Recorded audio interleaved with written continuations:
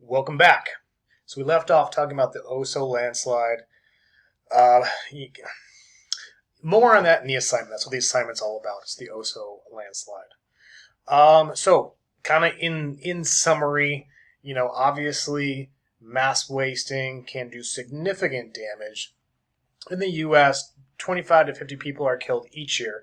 That's not single events, little ones here, little ones there. So every year it does do a decent amount of killing, unfortunately. And the damages range from $2 to $4 billion yearly. Maybe?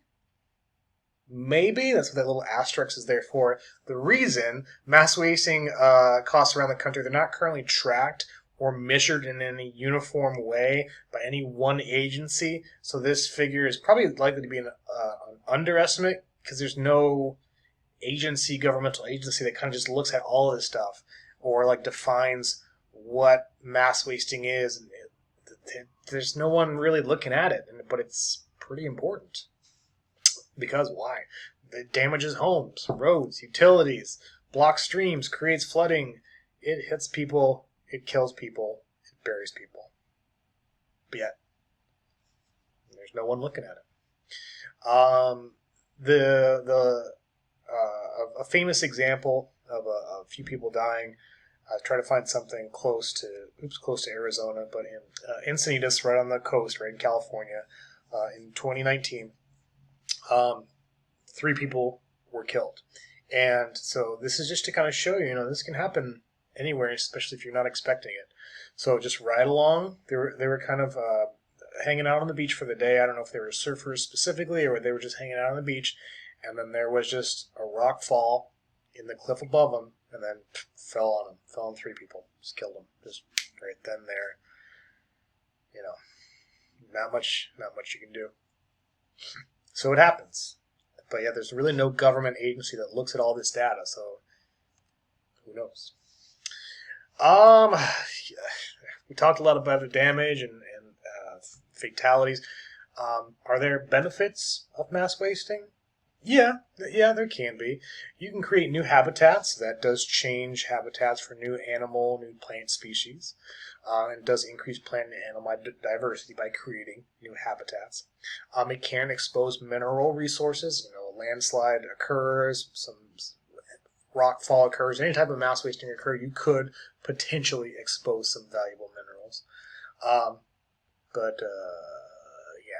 other than that, maybe not so much. So not a lot of good there. Here's an example. I believe this is in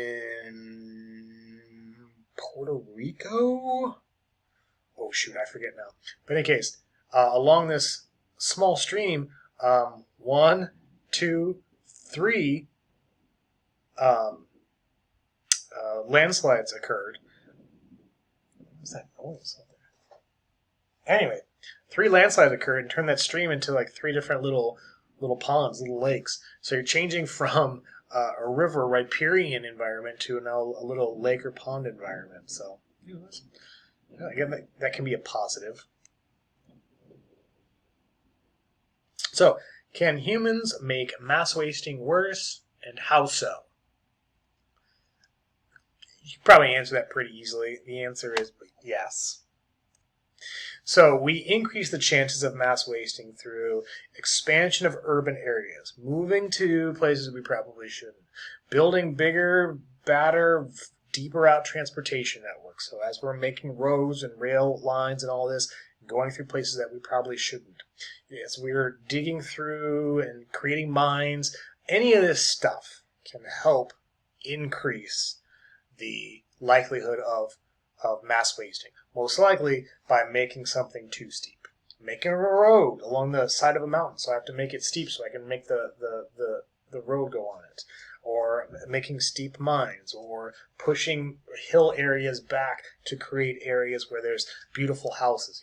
Any of that can increase the chance of mass wasting.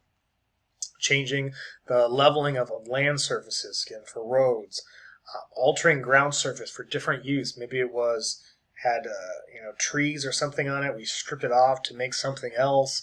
So changing the use of an area, and really living or that should say recreating, not recreating, but recreating where we shouldn't. So living and playing where we probably shouldn't. So we can make it worse. Can we minimize the hazards associated with mass wasting?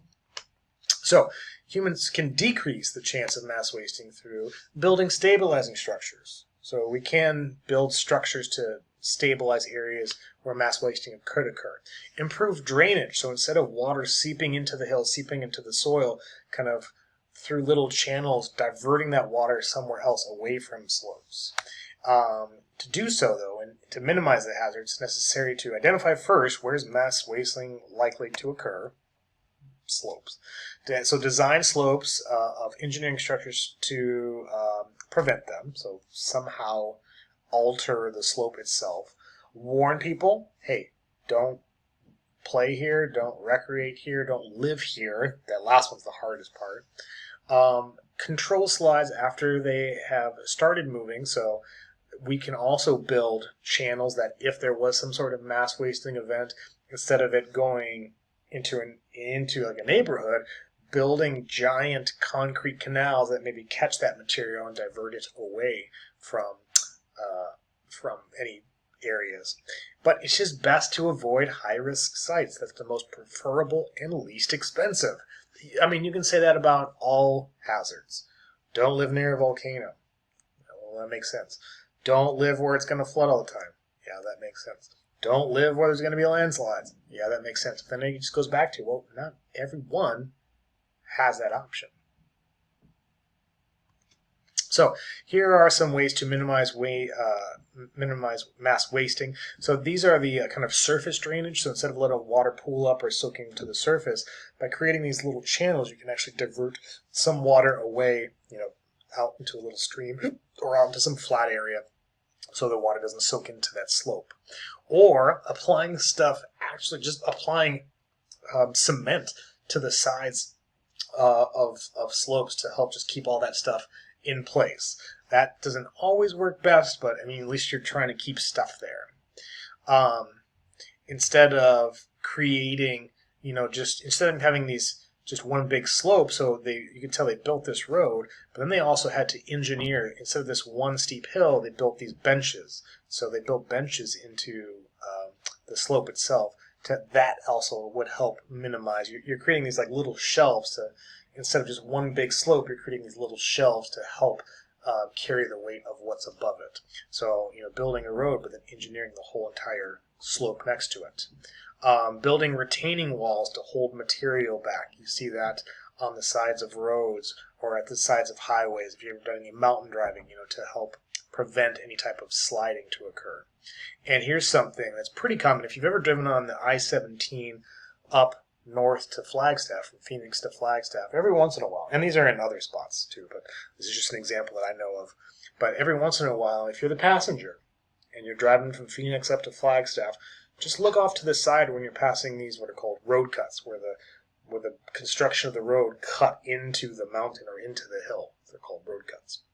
But if you look to the side, there's these steel mesh fences. I don't know what that is. Bolted. Steel mesh fences bolted to the side of the mountains to, again, help hold back any rock falls or topples or whatever it may be. So yeah. Oh my goodness, that's the end. So what are some big or main ideas as it pertains to mass wasting? The different types of mass wasting, those 9 different types. Those 6 factors that affect mass wasting. Do you remember the number 1, the biggest? Water. Mass wasting in Arizona, some examples. And how we can minimize mass wasting hazards. I believe that's it. So, we'll stop there. It's been super fun. So, until next time, see ya.